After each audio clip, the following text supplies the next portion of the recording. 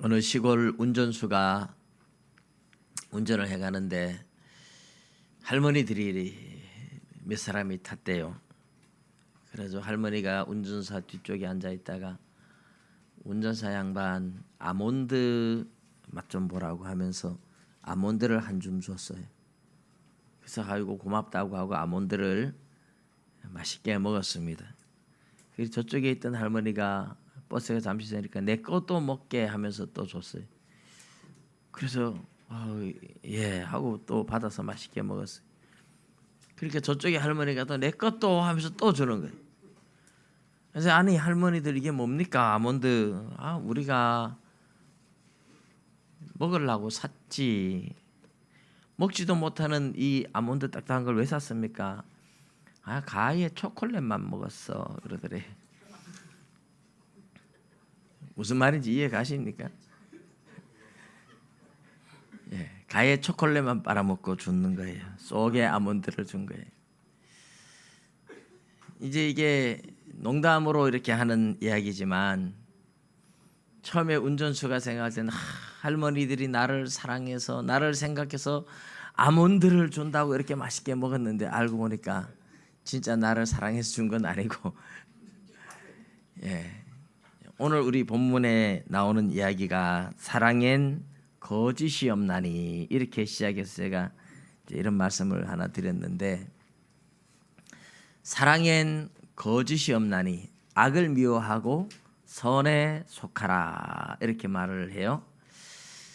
하나님이 우리에게 주신 사랑, 하나님이 우리에게 부어주신 사랑, 그리고 하나님이 우리에게 요구하시는 사랑, 이 사랑은 악이 섞일 수가 없는 사랑엔 거짓이 없나니 악을 미워하고 선에 속하라 이랬습니다.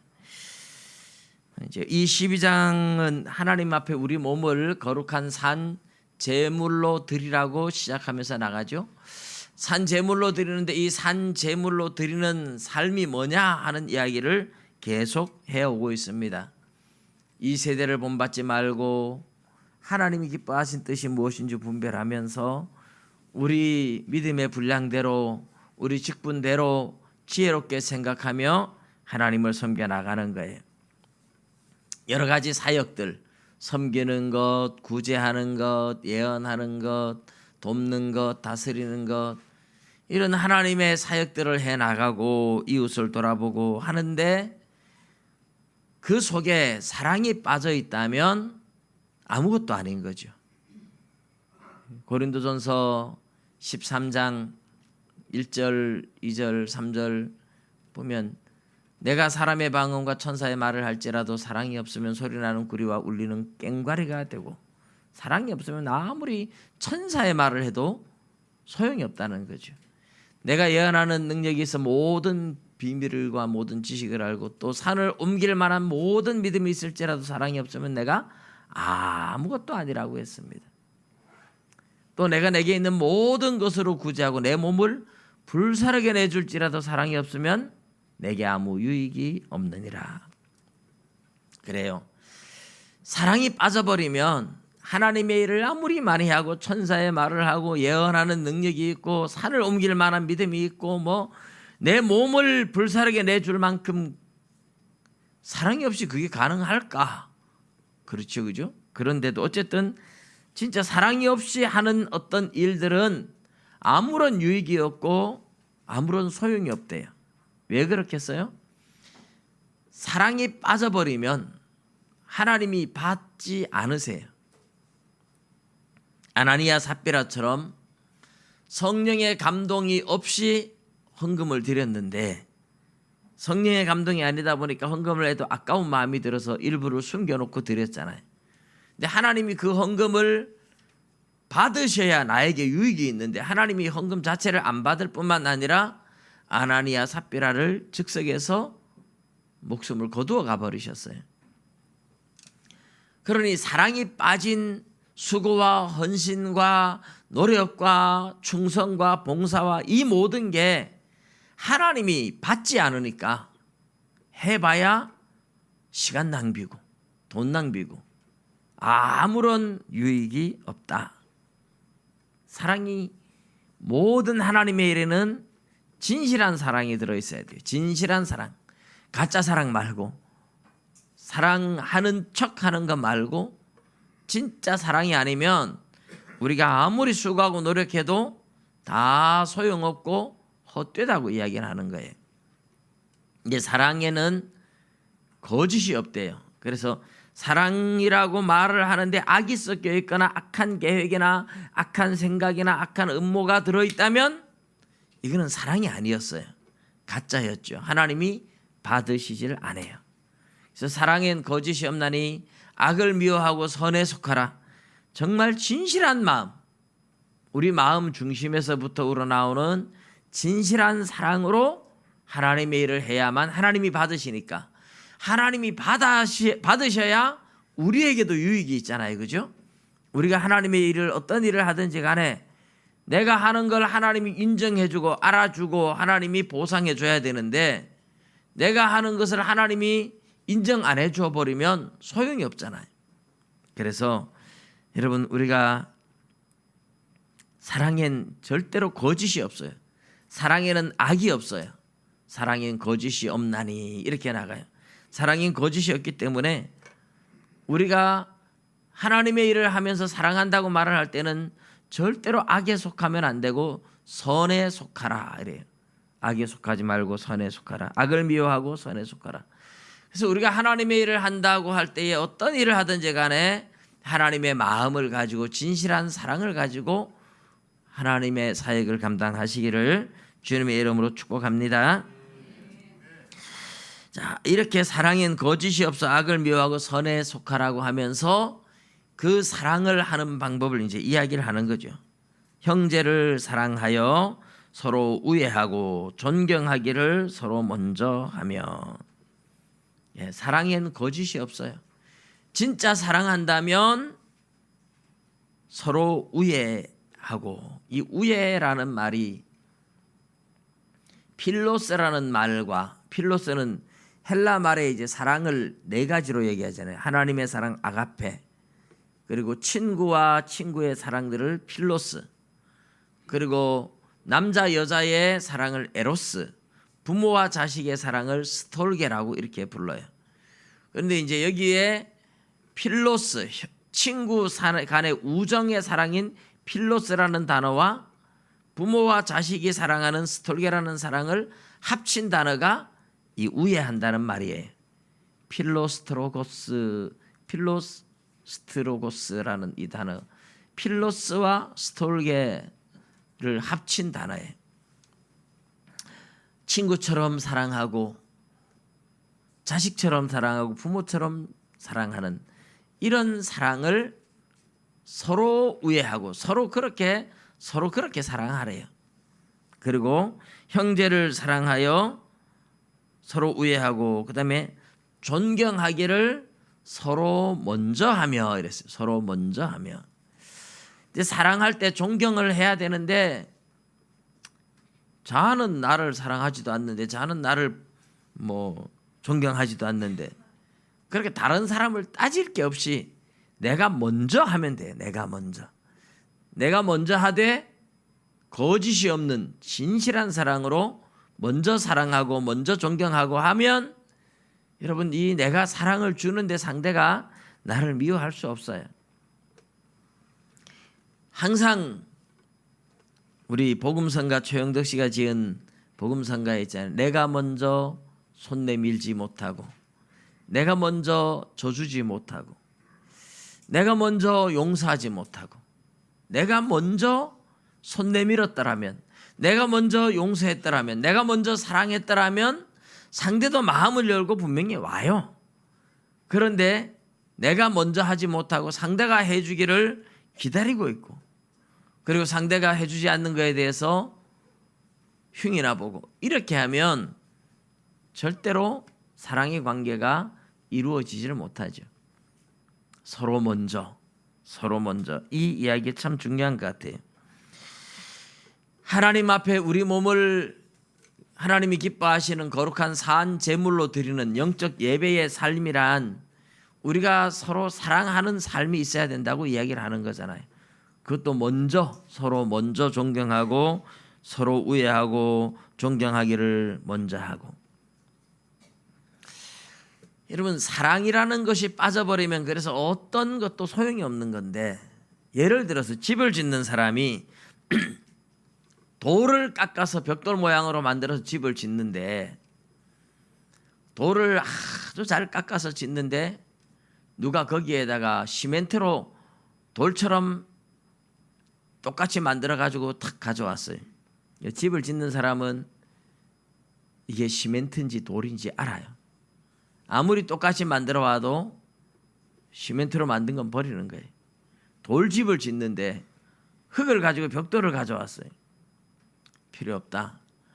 내가 지금 돌로 집을 짓지 시멘트나 벽돌이나 이런 거 필요 없다 하고 다 버릴 거예요. 하나님이 세우는 하나님의 나라가, 천국이 사랑이라는 벽돌로 지어지고 있습니다.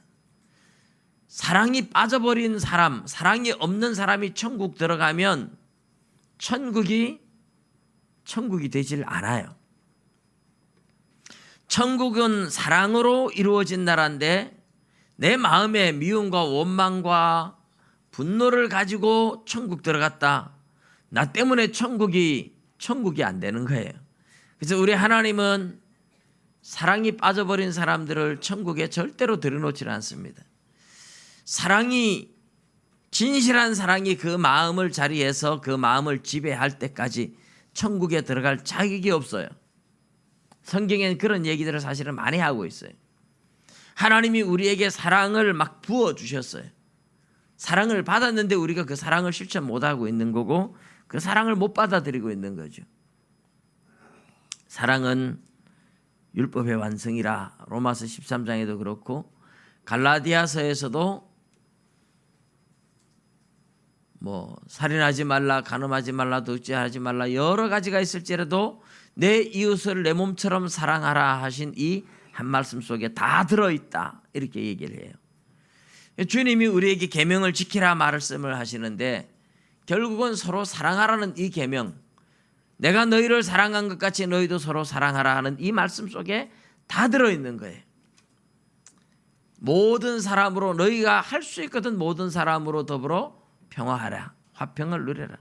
모든 사람과 평화하기 위해서는 서로 사랑하고 용서해야만 되는 거잖아요.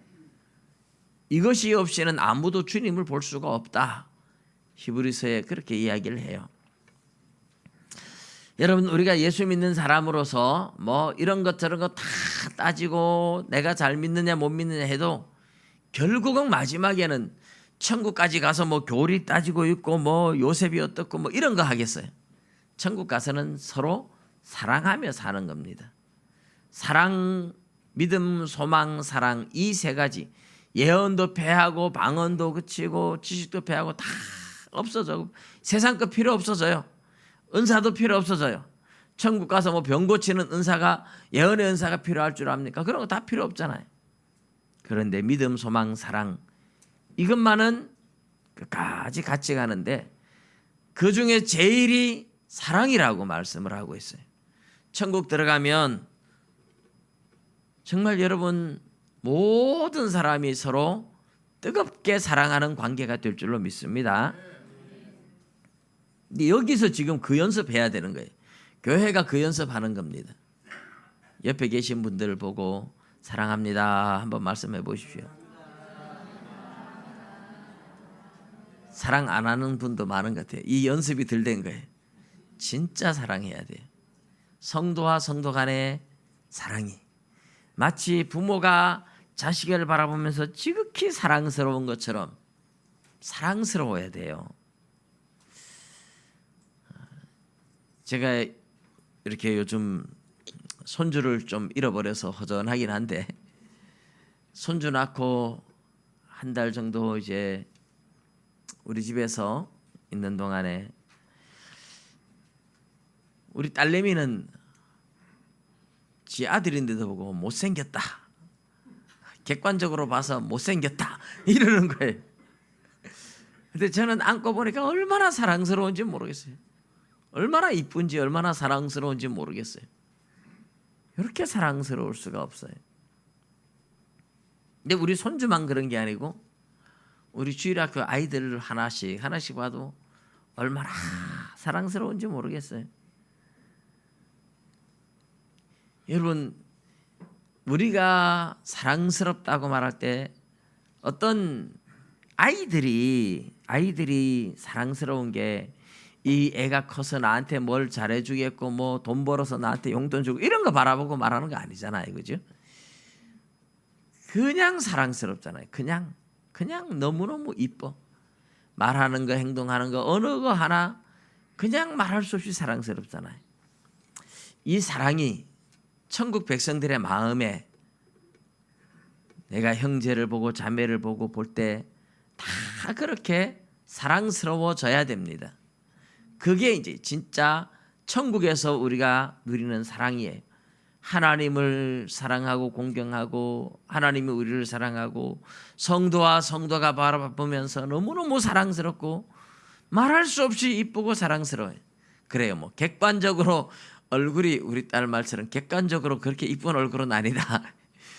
인물이 그렇게 이쁜 게 아닐지라도 사랑스러우니까 이뻐 보이는 거예요. 너무너무 사랑스러우니까. 오늘 우리가 두 번째로 볼 것은 사랑은 사람에게 열정을 일으킵니다. 열정. 오늘 11절에 보면 부지런하여 게으르지 말고 열심을 품고 주를 섬기라 이랬어요.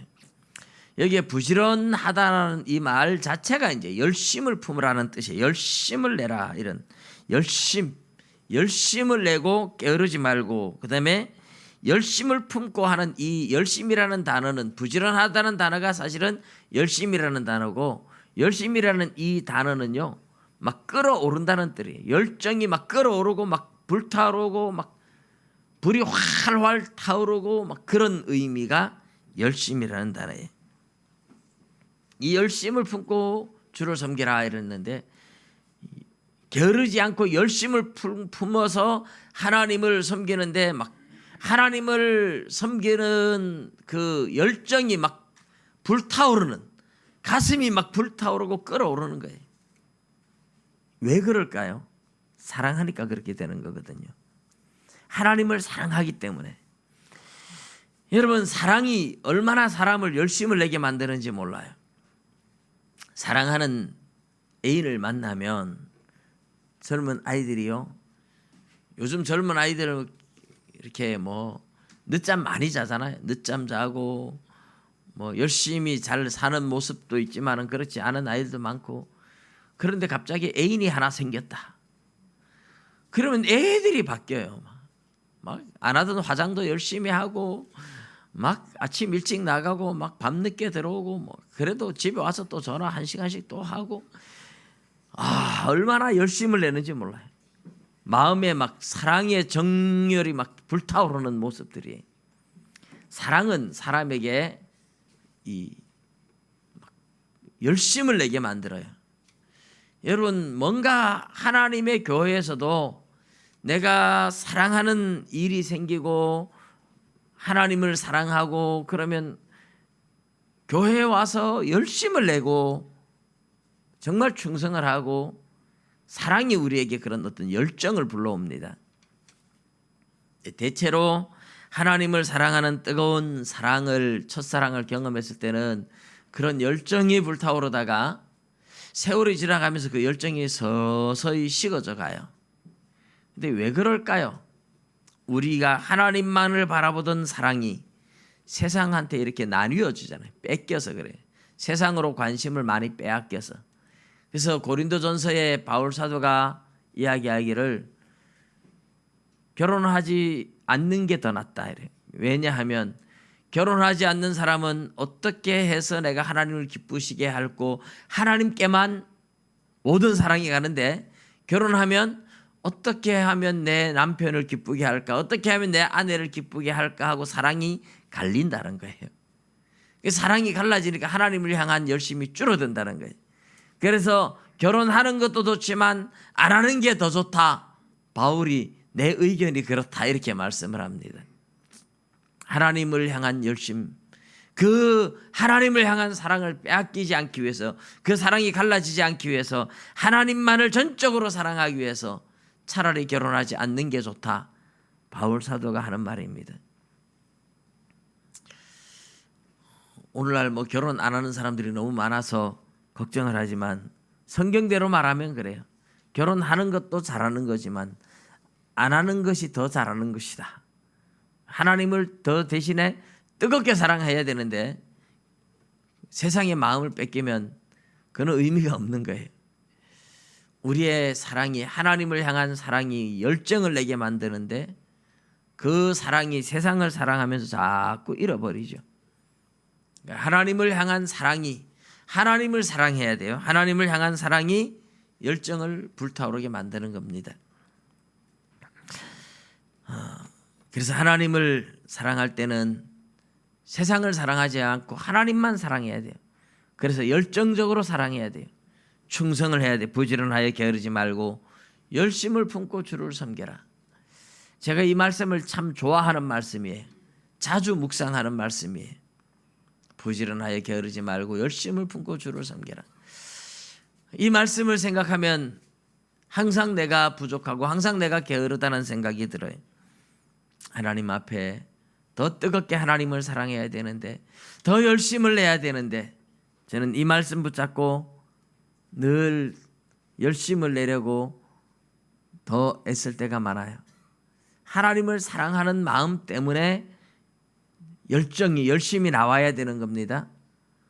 우리가 구원 얻은 하나님의 자녀로서 하나님이 좋아서, 하나님을 사랑해서, 하나님을 위해서 뭔가 내가 해드리고 싶어서 그 열정이 나와야 돼요. 여러분, 사랑하는 사람이 생기면 사랑하는 사람에게 뭐라도 해주고 싶고 뭐라도 선물이라도 주고 싶고 막 이런 마음들이 생기잖아요. 하나님을 뜨겁게 사랑하면 내가 주님을 위해서 뭐라도 하고 싶은 마음이 생기는 법입니다. 그 사랑이 여러분 모두의 가슴에 불타오르기를 축복합니다. 12절 13절에 보면 소망 중에 즐거워하며 환난 중에 참으며 기도에 항상 힘쓰며 성도들의 쓸 것을 공급하며 손대접하기를 힘쓰라, 이렇게 말씀을 해요.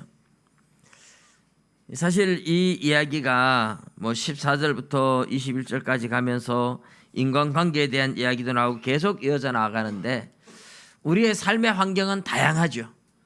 내 하나님을 사랑하고 헌신하고 하는 이런 사람들이 하나님 사랑을 받고 내가 주님 앞에 내 온몸을 들여서 충성하고 헌신하기를 원하는 그 뜨거운 사랑을 가진 사람들의 삶은 하늘나라의 소망이 있잖아요. 그 소망으로 늘 즐거워해야 됩니다. 그래서 항상 기뻐하라, 이게 소망 중에 즐거워하는 모습이에요.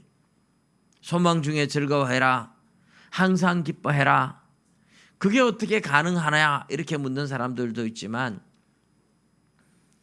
하나님 나라에 대한 소망, 천국에 대한 소망, 그 소망을 생각하면서 항상 기뻐하는 거죠. 하나님이 나와 함께 하시고 하나님이 나 같은 죄인에게 은혜를 베푸셨고, 그런 걸 생각하면 항상 기쁘고, 그 다음에 환난 중에서도 이 소망 때문에 참을 수가 있고 견딜 수가 있어야 돼요. 고린도전서 13장 7절에 보면 사랑은 모든 것을 참는다 그랬어요. 모든 것을 참으며 모든 것을 믿으며 모든 것을 견디고 모든 것을 바라고, 모든 것을 참고 견디고 바라고 소망하며 인내할 수 있대요. 그래서 하늘에 소망을 둔 하나님을 사랑하는 사람들은 참고 견디고 인내할 수 있어요. 환난 중에서도, 환난 중에서 절망하거나 환난 중에서 포기하거나 환난 중에서 뭐 분노하거나 이러질 않고, 하나님이 때가 되면 다시 일으켜 주시고 세워 주실 것이라는 그 믿음 때문에 참고 견디는 거죠. 그러면서 늘 기도하는 겁니다. 사실 이런 것이 우리 성도의 삶이라고 얘기를 하잖아요. 우리 성도의 삶이 이래야 되는 거예요. 항상 기뻐하고 범사에 감사하고. 범사에 감사한다, 이 말이 세상 사람들의 입장에서는 도무지 이해가 안 가는 거지만, 하나님이 살아계시고 그 하나님이 우리의 삶을 주관하고 계신다는 걸 믿는다면, 하나님이 나에게 이런 환경을 주신 이유가 있다. 이걸 믿는다면 감사할 수 있다는 겁니다. 그래서 성도들의 쓸 것을 공급하며 손대접하기를 힘쓰라. 이런 것들이 이제 사랑의 모습이죠. 선에 속한 사랑의 모습이에요. 하나님이 기뻐하시는 일을 하는 거예요. 하나님이 이렇게 살기를 기뻐하신다는 거예요. 성도들의 쓸 것을 공급하고 손대접하기를 힘쓰고 할 수 있으면 모든 사람과 평화하며 대접하며 섬기며 살아가는 겁니다. 쉽지 않은 이야기일지도 몰라요. 근데 그렇게 살아가라고, 그렇게 사랑하라고 말씀을 하는 거예요. 근데 여러분, 말은 이렇지만 사랑이 그게 그래 쉬운 게 아니에요. 모든 사람을 사랑한다는 것, 미운 사람도 사랑하고 용서한다는 것 쉽지 않잖아요. 이유가 뭘까요? 로마서 5장, 우리 앞에 보았던 로마서 5장에 보면 로마서 5장 5절을 한번 찾아볼까요? 소망이 우리를 부끄럽게 하지 아니함은 우리에게 주신 성령으로 말미암아 하나님의 사랑이 우리 마음에 부은 바 됨이니. 이랬어요. 소망이, 하늘나라의 소망 중에 즐거워하라 그랬잖아요. 근데 소망이 우리를 부끄럽게 하지 아니함은 우리에게 주신 성령으로 말미암아 하나님의 사랑이 우리 마음에 부은 바 됨이니. 이랬어요. 하나님은 성령을 주셔서 우리를 사랑하기 때문에 성령 주신 거죠. 사랑하기 때문에 하나님의 자녀 삼아 주신 거예요. 그래서 우리에게 주신 성령으로 말미암아 우리 마음에 하나님의 사랑이 부어졌다. 물 붓듯이 부어진 거예요. 그러면 그런 엄청난 사랑을 받았으면 우리 안에 사랑이 넘쳐나고 그 사랑을 베풀 수 있어야 정상입니다. 계속 하나님의 사랑은 우리에게 부어지는데 우리가 그 사랑을 드러내지 못하고 우리 안에 사랑이 없다면 뭔가 우리에게 문제가 있는 거잖아요. 여러분, 막 비가 폭포수같이 쏟아지는데 바깥에 다라이를 갖다 놨습니다. 1시간을 놔두니까 다라이에 물이 가득 찰 줄 알았는데 보니 물이 한 개도 없어요. 이유가 뭘까요? 거꾸로 뒤집어 놓은 겁니다. 거꾸로 뒤집어 놓으면 아무리 비가 쏟아져도 하나도 못 들어가는 거죠. 우리가 하나님의 사랑은 우리 마음에 부어주는데 우리가 이 사랑을 지금 받아들이지 못하는 마음에 문제가 있는 거죠. 그것을 이제 우리 마음의 상처라고 이야기를 해요. 우리 마음 속에 들어있는 상처들, 분노들, 열등감들, 이런 것들이 우리 마음에 꽉 차 있으면 하나님이 우리 마음에 아무리 사랑을 부어도 이 상처가 치료되지 않으면 그 사랑이 우리 안에 채워지질 않아요. 마치 바가지 뒤집어 놓은 것처럼 그 사랑이 우리 안에 머물 수가 없어요.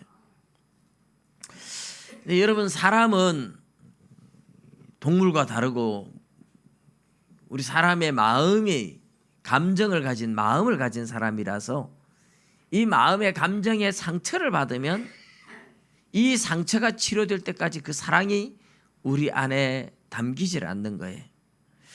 근데 사람이 상처를 언제 제일 많이 받느냐 하면 사실 가족들한테 제일 많이 받아요. 저도 아이들을 참 사랑해 준다 생각을 하면서도 다 자란 후에 아이들이 이야기를 하더라고요. 아빠, 내가 이럴 때 이렇게 상처를 받았어. 저는 그때 기억도 잘 안 나요. 아, 아빠가 미안하다. 우리 아들이 한 번은 그런 얘기를 해요. 돈이 없어서 뭐 제가 장난감 하나 제대로 못 사줬는데 용돈 조금씩 모아가지고 억지로 모아서 한 5만 원 가까이를 모은가 봐요. 근데 어느 날 저한테 들킨 거예요. 저도 돈이 궁하다 보니 아들 돈을 뺏었대요. 그래서 아들이 그걸 모아서 장난감 하나 사려고 했는데 큰 돈 가지고 있으면 안 된다고 제가 뺏어버린 거예요. 근데 아들이 아빠, 내가 이거를 장난감 사려고 이렇게 모은 거야 말만 했으면 제가 그렇게 사라고 또 했을 것 같은데 웬 돈을 이렇게 큰 돈을 가지고 있냐 이래가지고 제가 뺏었던가 봐요. 그 생각을 그런 이야기를 들으면 그 어릴 때 얼마나 상처를 받았겠나. 제가 마음이 아프더라고요. 내가 사과하고 딸도 그렇고 아들도 그렇고. 근데 그냥 이 정도 상처도 마음이 아픈데 사실 부모가 막 싸우고 다투고 하면서 자녀들한테 막 분노를 바라고 하면서 자녀들한테 주는 상처들이 엄청 많거든요. 어릴 때 받은 이 상처들이 그냥 잊어버린 것 같지만 사실은 그 마음 속에 사람의 인간의 마음 속에 상처가 잠재의식 속에 꼭꼭 남아 있습니다. 살아가면서 이런 상처들이 뭔가 나중에 살아가면서 나도 모르게 분노로 표출돼 가지고 사소한 일에도 그냥 넘어갈 일에도 어떤 사람은 그냥 뭐 별거 아니야 하고 넘어가는데 어떤 사람은 어떻게 이럴 수가 있느냐 하면서 막 분노를 폭발하는 경우들이 있어요. 마음의 상처들이거든요. 마음에 뭔가 모르게 꼭 가족한테 받는 것만이 아니라 선생님한테 받는 상처도 있고 친구들한테 받는 상처도 있고 살아오는 환경 때문에 열등감을 가질 수도 있고. 아들러라는 심리학자가 열등감과 우월 추구라는 이 이야기를 통해서 사람의 심리를 이렇게 연구를 했어요.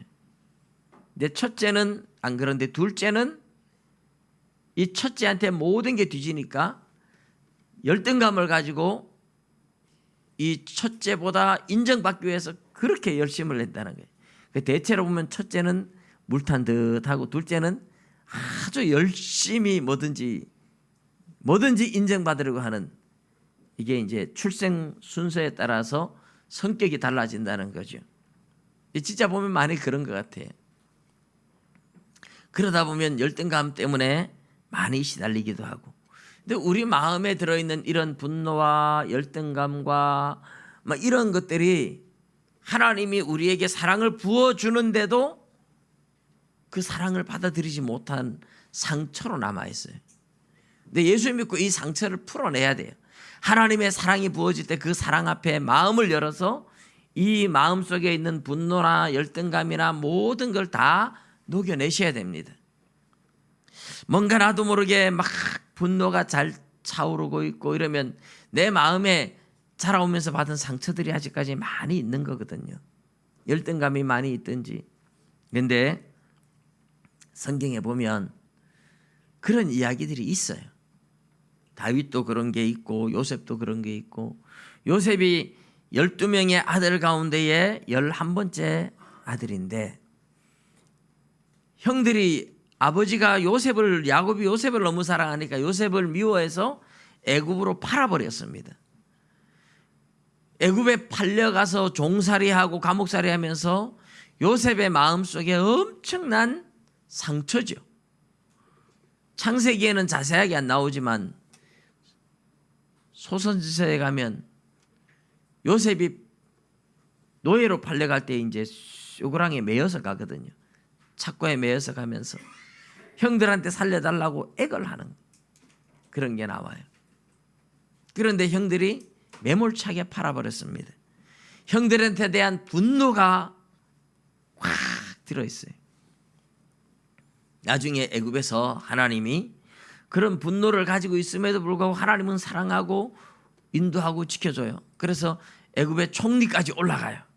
근데 형들이 곡식 사러 왔다가 요셉을 만납니다. 요셉이 그 형들을 보고서 속에서는 분노가 있지만 하나님의 엄청난 사랑을 받았으니까 분노를 표출은 안 하죠. 하나님의 사랑을 받은 사람들은 분노를 그렇게 쉽게 표출은 안 하죠. 그런데 형들을 바로 찾아가서 손 내밀고 내가 요셉이요 이렇게 안 합니다. 형들을 시험해요. 형들을 시험하는데 너희들이 첩자다 이래 누명 씌워가지고 시몬을 가둬서 감옥에 가두고, 또 나중에 너희들 도둑이다 이래가지고 또 붙잡아 놓고, 그렇게 형들을 계속 테스트하면서 베냐민은 안온을 보내고 당신들끼리 가라. 베냐민이 도둑이니까 내가 내 노예로 삼겠다, 이런 식으로 형들을 테스트해요.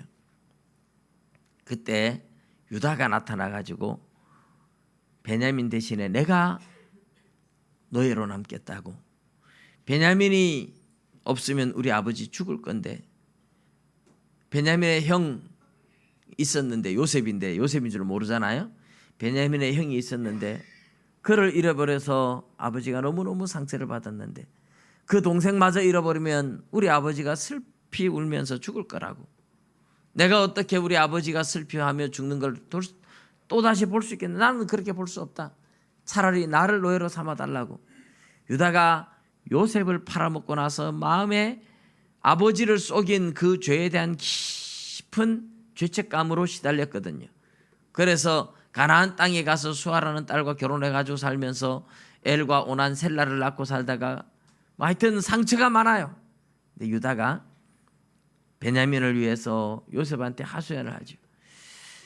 근데 요셉은 이제 베냐민을 대하는 형들의 모습을 보면서 형들이 진실로 회개하고 있는지 아닌지 테스트를 한 거죠. 그때 베냐민을 위해서 생명까지 내놓으려고 하는 형 유다의 모습을 보면서 형들이 진실로 뉘우친다는 걸 알죠. 그때 이제 요셉의 마음속에 들어있던 엄청난 상처, 분노가 다 빠져나옵니다. 어떻게 빠져나오는지 아세요? 눈물로 빠져나와요. 눈물로. 요셉이 그때 대성통곡을 합니다. 다 물러가라 그러고 형들 앞에서 내가 요셉이라고 하면서 그 형들 앞에서 얼마나 대성통곡을 하는지 몰라요. 여러분, 하나님 앞에 왜 회개의 눈물을 흘리셔야 하느냐 하면 우리 마음에 들어있는 상처들을 치료하는 겁니다. 그게 하나님 앞에 눈물로 통곡하며 회개할 때에 우리 마음속에 들어있던 열등감, 분노, 상처, 이런 것들이 하나님 앞에 눈물로 통곡하며 회개할 때에 그 상처들이 녹아나와요. 사람의 마음은 신비하게 하나님이 만들어 놓으셨습니다. 제가 아는 어느 선배님이 그런 얘기를 해요. 자기 아버지가 자기 형이 죽었는데 아들이 죽었으니 아버지가 얼마나 아프겠어요. 그래서 장례식장에 많은 사람들이 위로를 하러 와도 아버지 마음에 위로가 안 되더래. 그런데 같은 교회 집사님이 그 전해에 또 아들이 교통사고로 죽었는데 그 집사님이 온 거예요. 그 집사님이 나도 아들을 잃었는 거 당신도 얼마나 아픈지 내가 그 마음 안다. 그러니까 둘이서 그냥 부둥켜 안고 막 대성통곡을 하더래. 한참을 울고 그냥 울고 헤어지는 거죠. 나중에 그 아버지가 하는 말이 그 집사님이 와서 울 때 내가 그렇게 위로가 되더라는 거죠. 그냥 울었는데 눈물을 쏟았는데 그 마음의 아픔과 상처가 치료받고 힘을 얻고 위로를 얻었다는 겁니다. 여러분, 하나님 앞에 나와서 우리가 눈물로 통곡하며 회개하고 기도할 때에 우리 마음에 들어있던 많은 상처들과 아픔들이 치료됩니다. 그 상처가 치료돼야 그 분노가 눈물로 녹아져 나가야 그런 열등감들이 눈물로 회개할 때에 빠져나가야 하나님의 사랑이 우리 마음에 들어올 수 있어요. 그 사랑을 베풀 수 있습니다. 하나님 앞에 와서 울어야 돼요. 오늘 우리 시대의 아픔은 엄청나게 많아요. 우리 시대의 상처는 너무너무 많아요. 그런데 하나님 앞에 와서 눈물을 흘리며 치료받는 사람들이 너무 없어요. 과거에는 하나님 앞에 와서 많이 울었습니다. 기도하러 와서 통곡하며 눈물 뿌리는 사람들이 많았어요. 오늘날 눈물이 메말라진 시대가 됐잖아요. 마음의 상처들을 치료받을 곳이 없어요. 그 마음의 상처와 분노들을 그대로 가지고 있어요. 하나님의 사랑을 아무리 하나님이 우리에게 부어도 바가지 뒤집어 놓은 것처럼 그 사랑이 우리 안에 들어오지를 못해요. 그래서 서로 사랑할 수가 없어요. 교회 다니고 있지만 형식적인 인사만 하고 있어요. 진실한 사랑들이 없습니다. 하나님의 사랑을 받아들이지 못해서. 이것이 오늘 우리들의 아픔입니다. 여러분, 하나님 앞에 나와서 우는 건 부끄러운 일이 아니에요. 하나님 앞에 나와서 눈물로 통곡하며 회개하는 건 부끄러운 일이 아닙니다. 하나님 앞에 눈물로 회개할 때에 우리 마음에 들어있던 많은 분노와 상처와 아픔과 열등감들이 다 눈물과 함께 씻겨져 나갑니다. 그리고 하나님의 사랑이 우리 마음에 부어 들어옵니다. 그 사랑을 가져야 다른 사람들을 품을 수 있고 사랑할 수 있어요. 사랑엔 거짓이 없나니 악을 미워하고 선에 속하라. 머리로 알고 되어지는 게 아닙니다. 하나님 앞에 나와서 눈물을 흘린 자만이 그 사랑을 품고 그 사랑을 베풀 수 있습니다. 상처 없는 사람이 없습니다. 물론 부모의 사랑을 많이 받고 남들보다 상처 없이 자란 사람들의 삶은 또 다르죠. 훨씬 낫습니다. 그러나 정말 많은 사람들이 우리 세대에 더더욱 상처 없이 살아온 사람 없습니다. 이야기 보따리 풀어보라 그러면 전부 다 상처받은 이야기들 얼마나 많은지 몰라요. 글로 쓰면 책을 몇 권 쓴다. 전부 다 우리 어른들 다 그렇잖아요. 내가 살아온 이야기를 글로 쓰면 책을 써도 몇 권을 쓴다. 상처들이 많아서 하나님 앞에 울어야 돼요. 많이 울어야 됩니다. 그 상처들을 녹여내고 그 아픔들을, 그 분노를, 그 열등감들을 녹여내기 위해서 울어야 돼요. 하나님 앞에 눈물로 회개하며 사랑을 받아들일 수 있는 하나님의 사랑이 우리 마음에 부어질 수 있도록 여러분의 마음의 상처가 눈물 속에서 함께 치료될 수 있기를 주님의 이름으로 축복합니다. 기도드리겠습니다.